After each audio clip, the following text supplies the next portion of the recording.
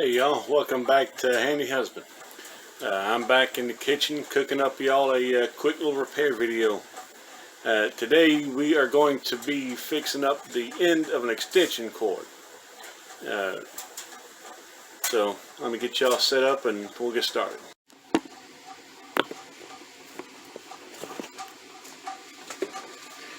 Alright, so this is the female end of an extension cord. Male end, female end, because one plugs into the other.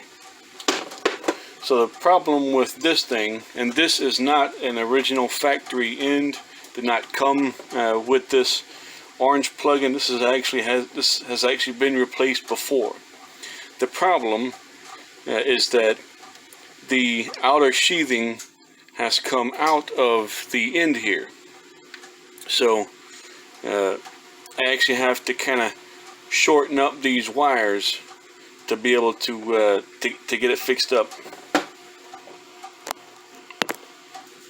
So whenever you're examining your extension cords, if you have any, you always want to check for things like this. This outer sheathing helps protect these wires from getting nicked and cut, and you definitely don't want to be dealing with exposed wires with extension cords, or really any kind of cord that you might have, whether it's to a power strip or to an appliance or something like that. You always want to check to make sure that the sheathing is covering all your wires. So other than the sheathing pulled out of the end, the covering for the end, this is still a good cord, and this is actually still a good cord end. So we're going to reuse this. We're just going to shorten up the wires, and this is going to also show you how to, or I don't know if you're actually ready to tackle something like this, but we're going to do it anyway. It's just a quick little repair video, shouldn't take very long. So first we got to get off this collar stop thing. I don't know what you call it. Set that to the side. Got to get these screws loose.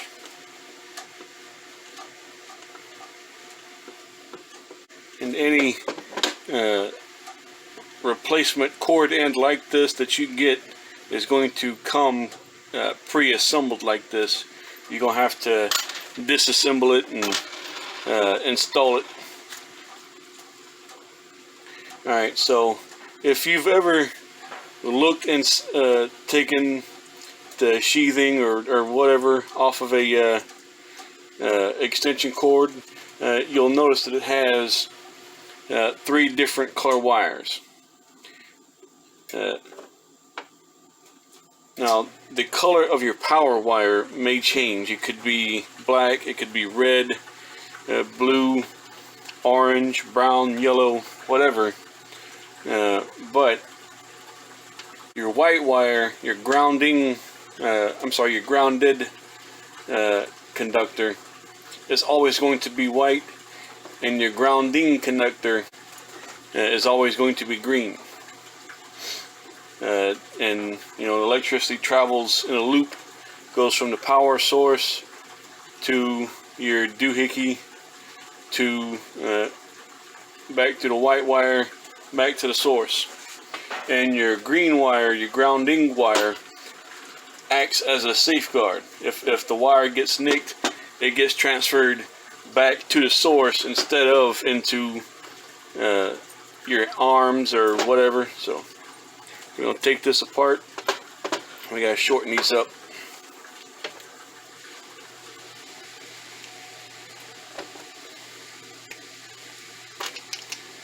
Looks like a good length there.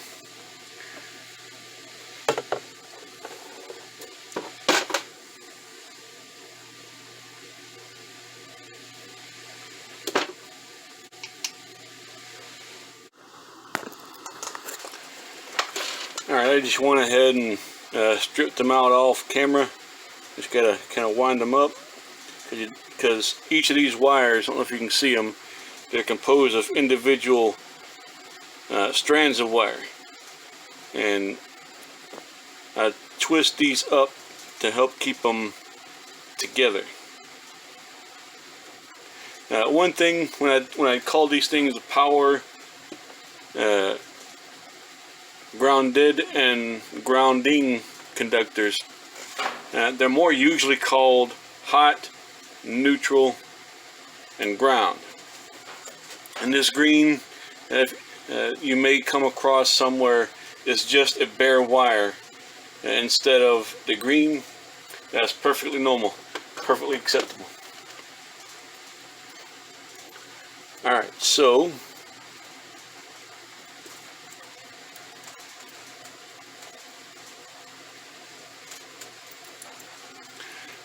so this one here has 3 holes, 3 slots to put your wires through. Here, here, here, and here. It's a little difficult to see on camera, but they're there. Alright, so another thing to notice is this thing has 3 different color screws. You have green, you have a silver, and a gold or brass colored. And these correspond to the different colors of conductors. Your brown or gold conductor is going to be your hot or your power wire.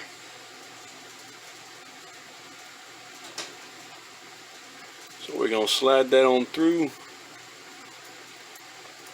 and they I don't know if you can see these little brackets here.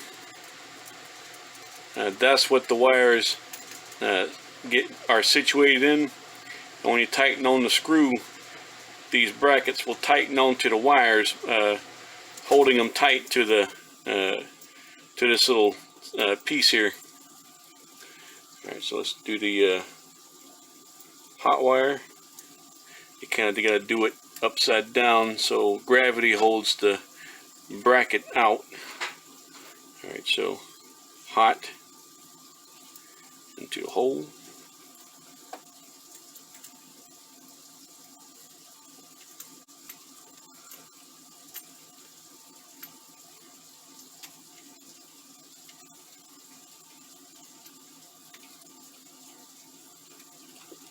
Alright, and if you've noticed, there's no bare wire outside of this, the socket. We'll put the white wire into the silver socket.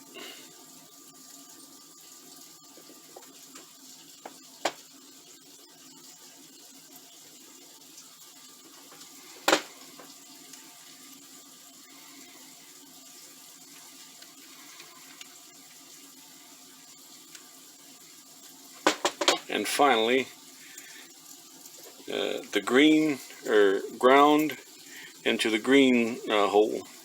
The green for the ground and conductor. Yeah, that.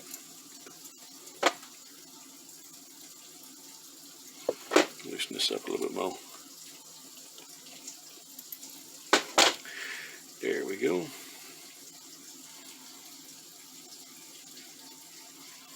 Alright, come on now, act right.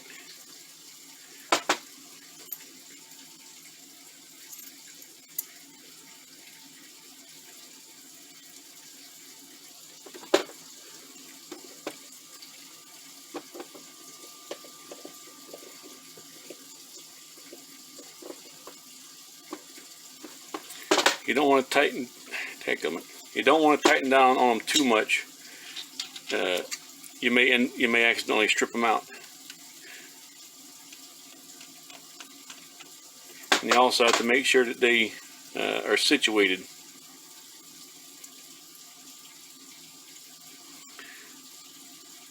Situated and seated properly.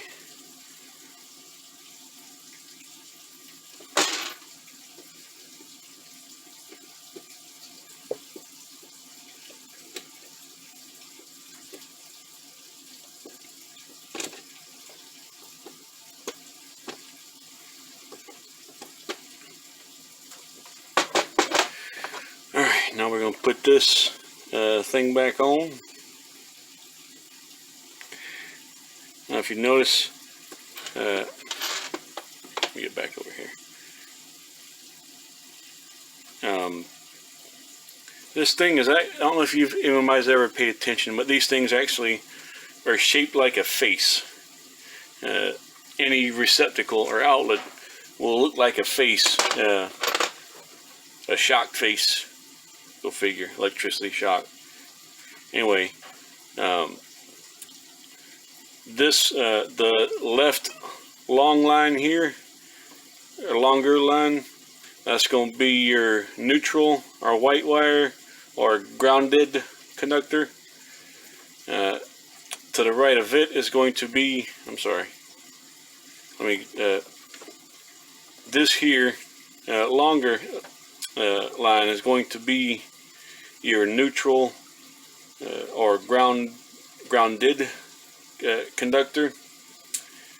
On the right is going to be the power or hot wire, which leaves the mouth looking hole for the grounding or just ground conductor.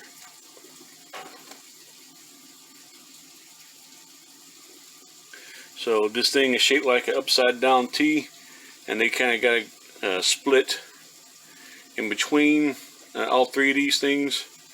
So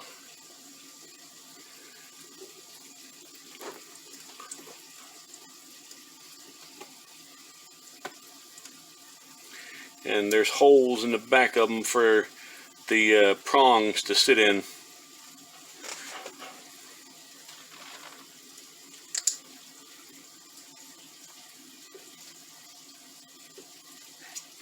If you'll notice that the prongs are little bitty mouths, almost little jaws, and when you plug something in, those prongs, those jaws grab the prongs that you're plugging into it. So, in case you were ever wondering, this is kind of what it looks like inside of an outlet or just any kind of female cord end. So that's kind of what that looks like. So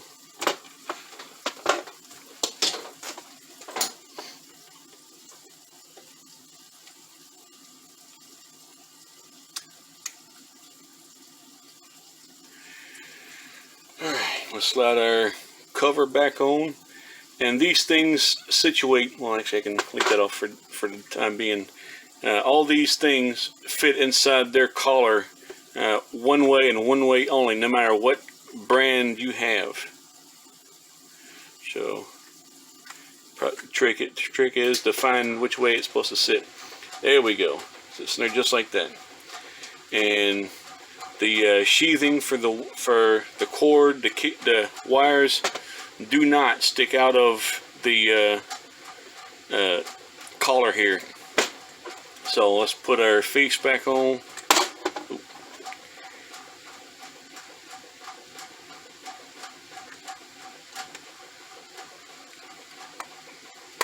There we go.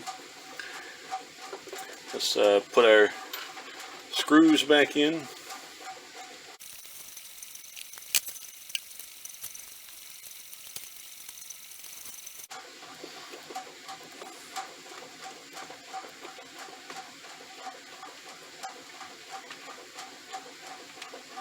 Don't tighten these screws down too much, you're going to strip them out too. So we're going to put our little locking collar thing back on.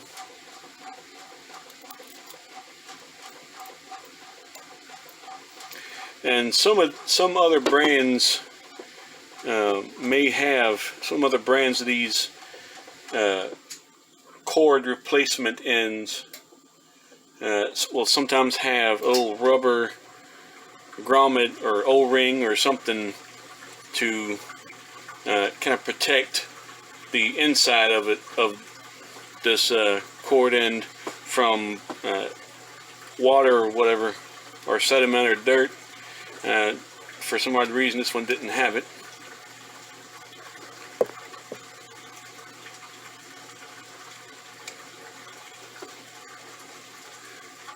All right.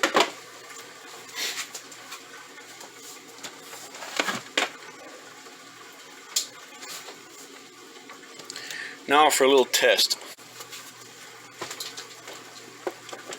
This is a Ryobi 40 volt battery and pack for outdoor equipment. Like I've got a lawn, both a push mower and a weed eater that takes these, and I'll talk more about them in a later video. Right now we're just testing to see if my cord repair works. I've got the other end of the cord in the wall. Yep, we have power. We're working. So, I reckon that'll do it. Yep. Alright, so that's just been a quick little repair video, just on repairing that female cord end. And the same procedure is used for replacing male cord ends. The exact same wires on the other end of the cord. The only difference is the prongs. That's it. The procedure is exactly the same, and it's also roughly the same no matter what brand of replacement cord end you get. That just so happened to be on, I'd somehow gotten that cord with that end on it already, and just need a little repaired to make it a little safer. Alright y'all, I reckon that'll do it for this video. Alright y'all, go with God.